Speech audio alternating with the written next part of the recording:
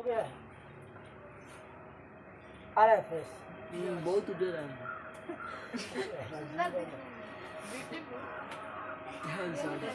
चले आए, अब बकवास बंद करो। हम लोग को पढ़ना है आज एक प्रसिद्ध कवित्री जो है, जैसे कवि का स्त्रीलिंग रूप क्या होता है? कवित्री। अनामिका, क्या नाम था उनका? अनामिका, जिनके बारे में हम लोग आज अध्ययन करेंगे। और उनका एक बहुत ही अच्छा और सुंदर सा कविता है जिसका नाम है अक्षर ज्ञान। कविता का नाम क्या है? अक्षर ज्ञान। बहुत अच्छा कविता है, इसके बारे में हम लोग समझेंगे। तो सबसे पहले कवित्री के बारे में कुछ जान लेते हैं, उसका बाद हम लोग कहाँ चलेंगे? कविता पर चलेंगे।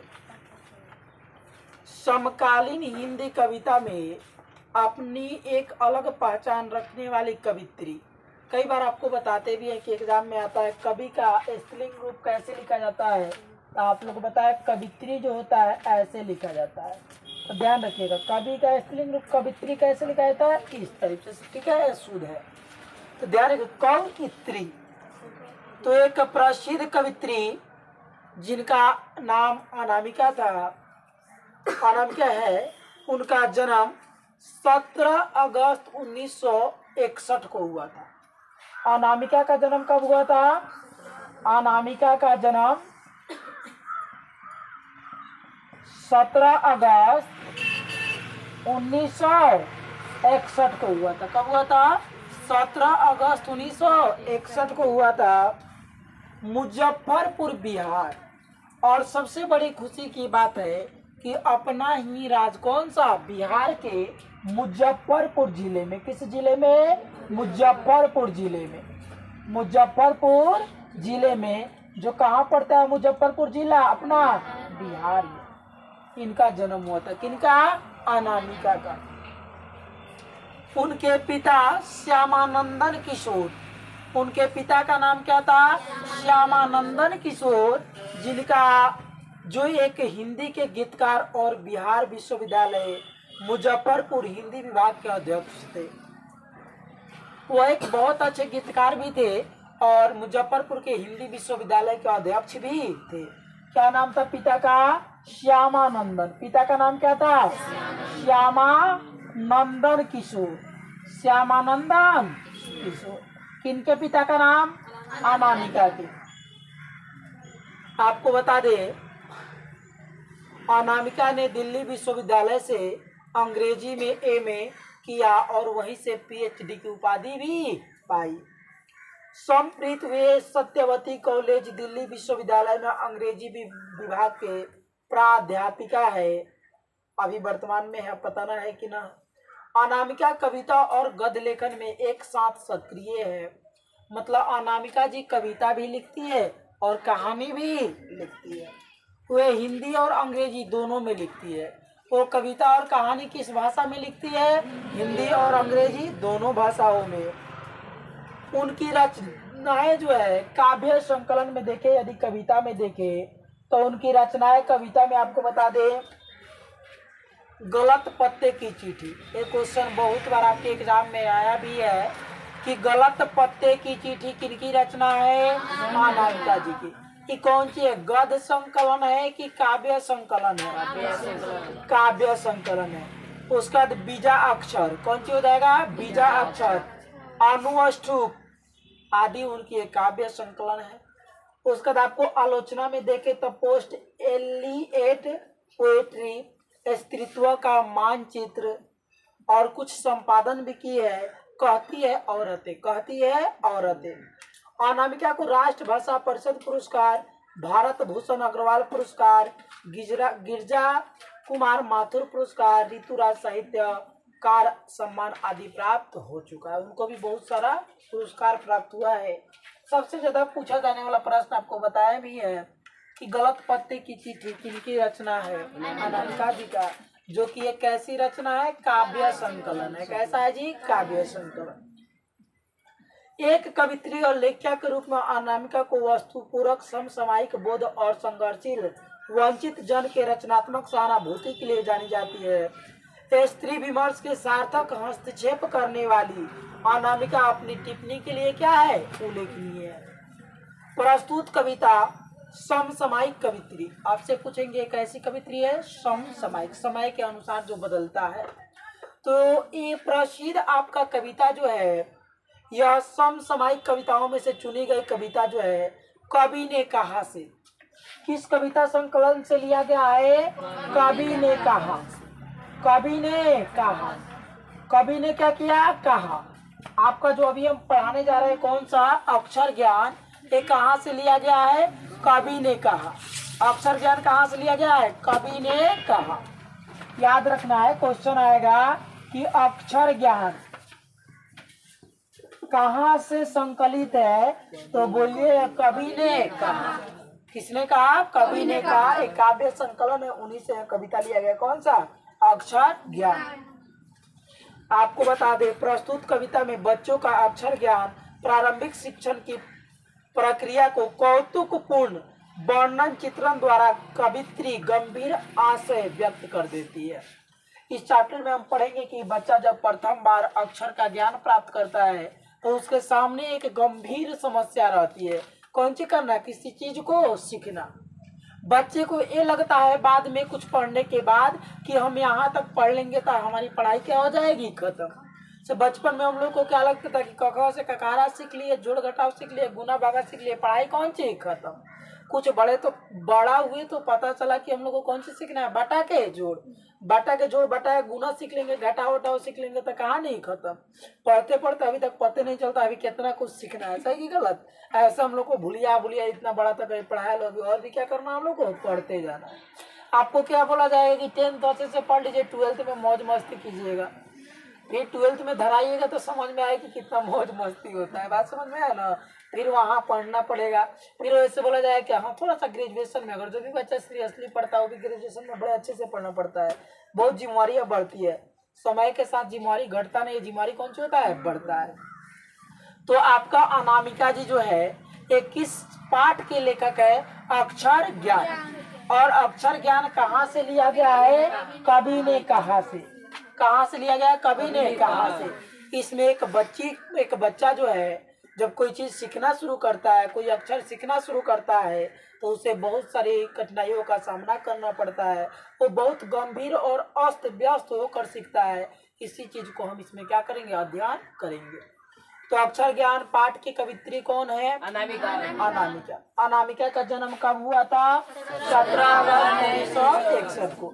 अभी जब तक पुस्तक प्रकाशित हुआ शायद अभी मरी भी नहीं होगी, हो सकता है बुढ़ी हो गई होगी, उनकी बात है। और इनका जन्म कहाँ हुआ था? मुजफ्फरपुर, बिहार। पिता का नाम क्या था? श्यामानंदन किशोर। ये अब हम लोग चलते हैं पढ़ने जो कविता है। कहती है चौखटे में नहीं अटता बेटे का क।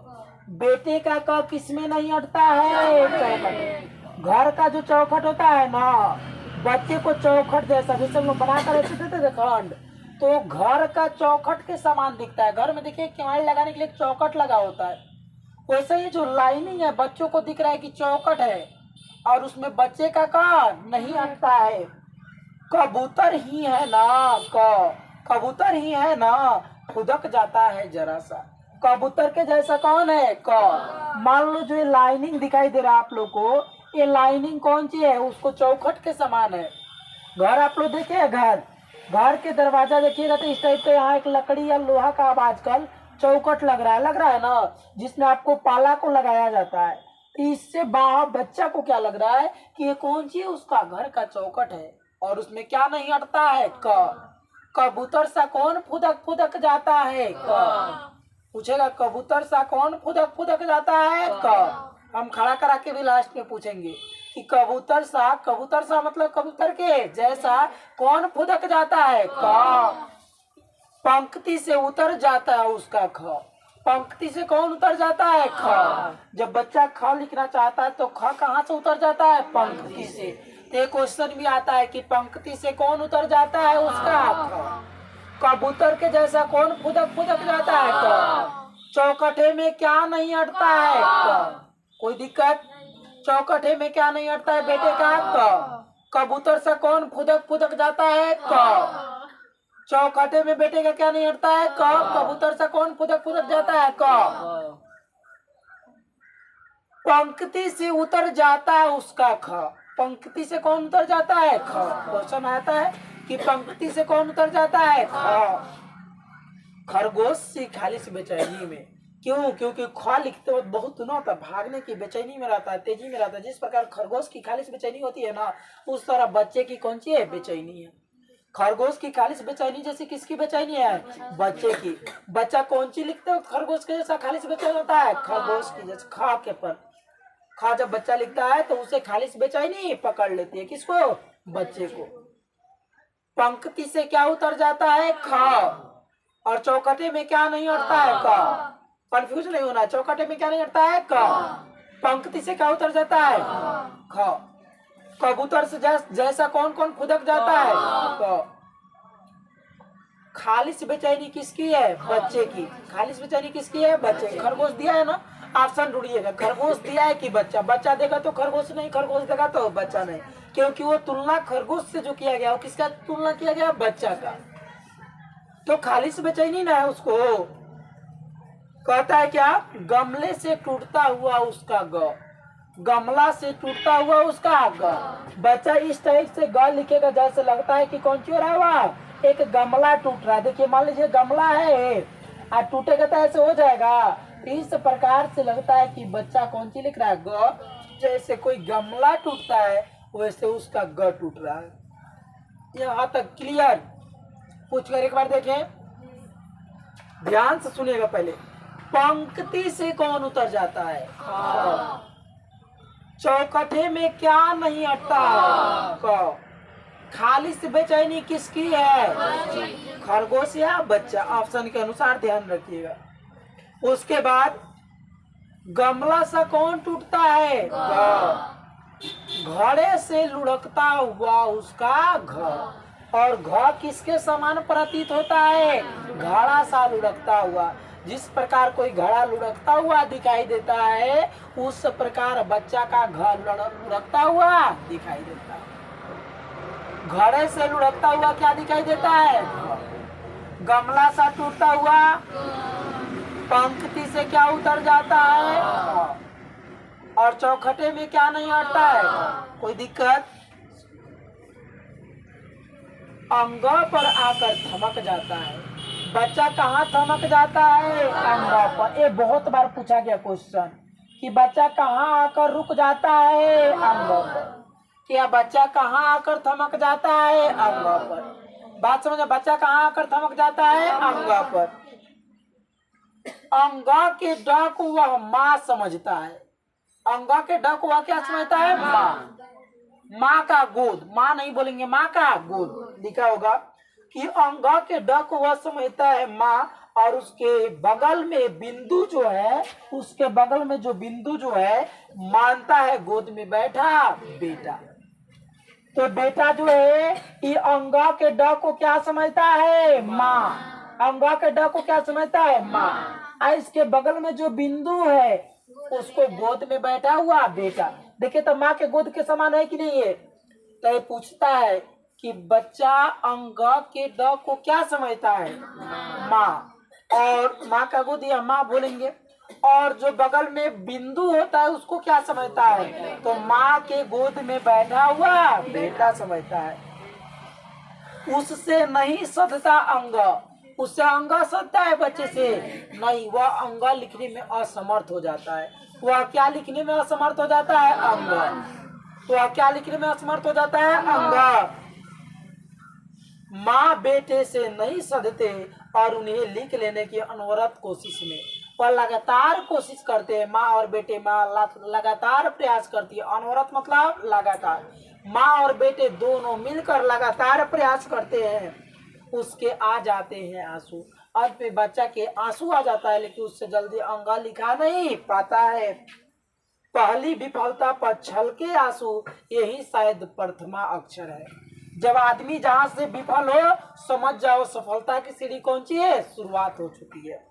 बच्चा का कौन अक्षर नहीं लिख पाता है? तो उसके लिए प्रथम अक्षर क्या है? अंग ही है। तो बच्चे के लिए प्रथमा अक्षर क्या है? अंग। बाकी को तो बच्चा लिख ही लिया, जो नहीं लिखा उसके लिए प्रथम अक्षर वही है। बात समझ में आया ना? तो प्रथम अक्षर क्या होगा? अंग। क्वेश्चन आएगा कि बच्चे के लिए प्रथम अक्षर क्या है? अंग। बच्चा कहाँ आकर थमक जाता है? अंग पर। बच्चा के आंसू से कौन सी लिखने के भी आ जाता है? क्या लिखने के भैया? अंग लिखने में आ जाते हैं। शायद यही है प्रथमाक्षर सृष्टि के विकास के कथा। सृष्टि का विकास यही से होता है, दुनिया का विकास यही से होता है। जब तक जीवन में कठिनाई नहीं आए समझ जाइए कि आप सफलता पर नहीं है। सभी के जीवन में कठिनाइयों का आना क्या है? जरूरी है, क्योंकि कठिनाइयां ही हमें सफलता की ओर ले जाती है। आप लोग को बार बार बोला जाता है कि देखते हैं जैसे हम लोग का धूप रहता है, पाँव कितना तेजी में चलता है और छांव आते आते कदम कौन से हो जाते हैं? रुक जाते हैं। तो जिंदगी में धूप का होना मतलब मुश्किलों का होना, कठिनाइयों का होना क्या है? जरूरी है। अन्यथा जैसे ही छांव आता है आदमी कौन से होता है? रुक जाता है। यानी तुम लोग का लादाना लात खाना क्या है? जरूरी है, मतलब तुम लोग भी याद नहीं करेंगे। बात समझ में? यहाँ तक किसी को कोई दिक्कत कुछ पूछ कर देखा जाए, बता सकते हैं आप लोग? चलिए संजीत कड़ाव को तुम्ही से शुरुआत किया जाए। अंग का ड के बेटा क्या समझता है? अंग का जो ड है बेटा क्या समझता है? गोद, माँ का गोद।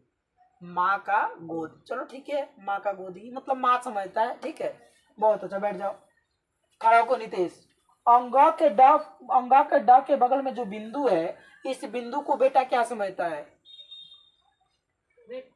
बेटा मैंने बेटा बेटा कथी बेटा समझता है? बताएगा तो ना।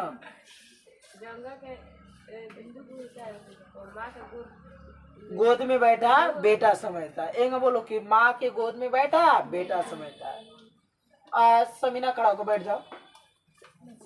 तो बताओ कबूतर सा कौन फुदक जाता है? कबूतर के जैसा कौन फुदक जाता है? कोई नहीं बताएगा। बाचा फुदक जाता है। बताओ तुम।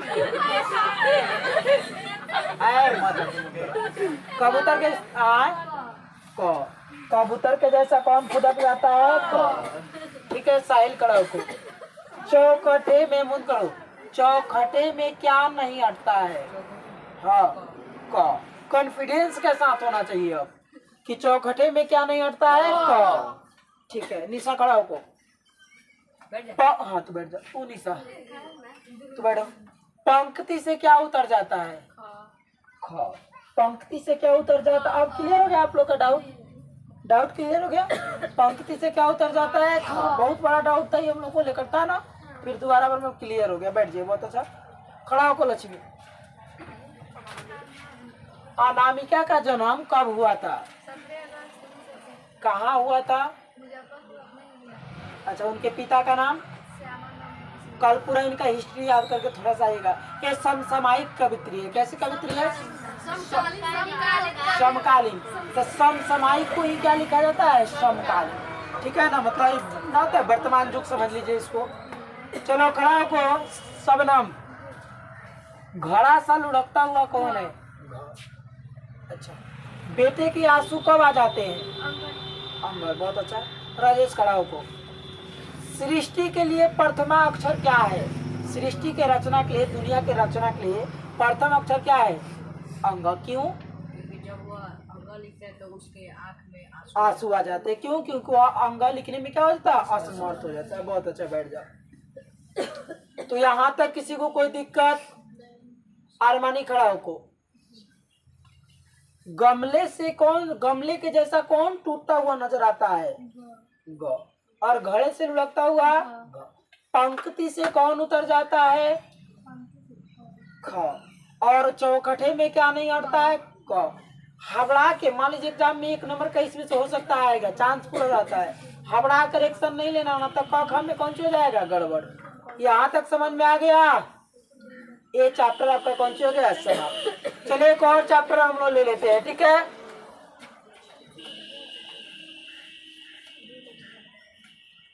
लौट कर आऊंगा फिर। आज हम लोग हिंदी कविता को समाप्त कर देते हैं।